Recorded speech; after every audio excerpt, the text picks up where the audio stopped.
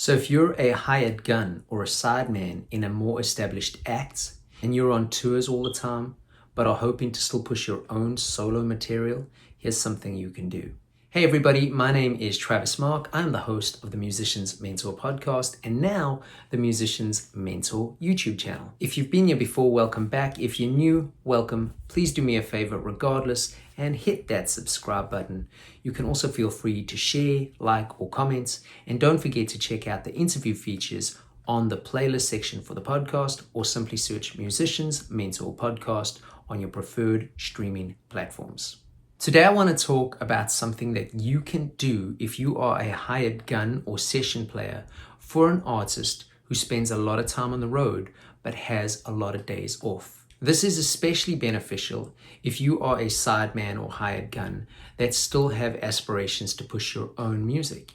If you find yourself in a position where a band is on tour all the time but has days off, if they are okay with it and they don't feel like it's a conflict of interest with their own products. Now, before I go into it, I will say it's probably in your best interest to have this discussion with the artist if you have a relationship that allows you to do that, because the last thing you want to do is ruffle feathers and rub them the wrong way, and then before you know it, you're only pushing your own stuff and possibly find yourself without that gig anymore. So you don't want to find yourself in that position. But if you have a discussion and they're okay with it, what you can do once you get your tour schedules, if you see that you have days off in specific places or towns or cities, you can do some research.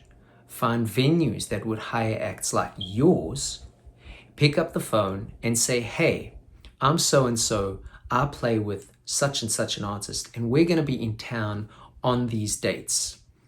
Would there be any chance that I can do a solo gig while I'm in town? 9 times out of 10, based on the name drop from the artist that you're playing for, you'll get the gig.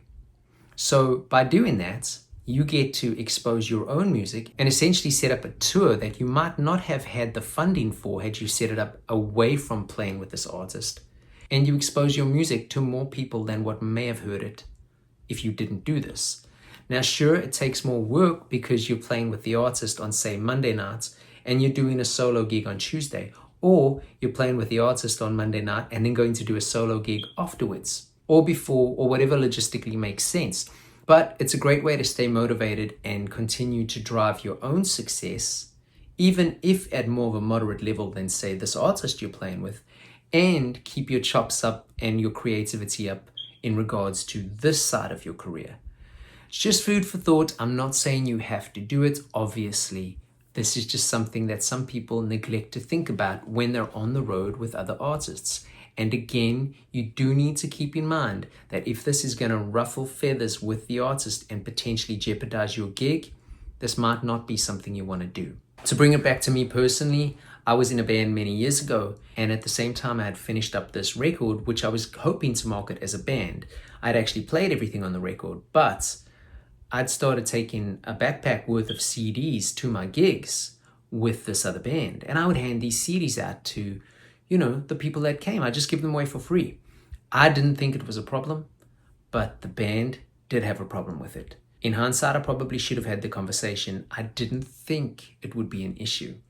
It was. So something we've spoken about before is integrity, and just trying to do what's right. In this situation, it's possibly better for you to do what's right. Have the conversation first.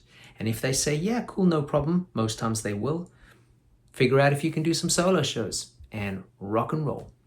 I hope that helps, or at least makes you think out of the box. And if it does, let me know. If it doesn't, you can drop a comment about that too. But regardless, please do me a favor, hit that subscribe button. I'll see you on the next one.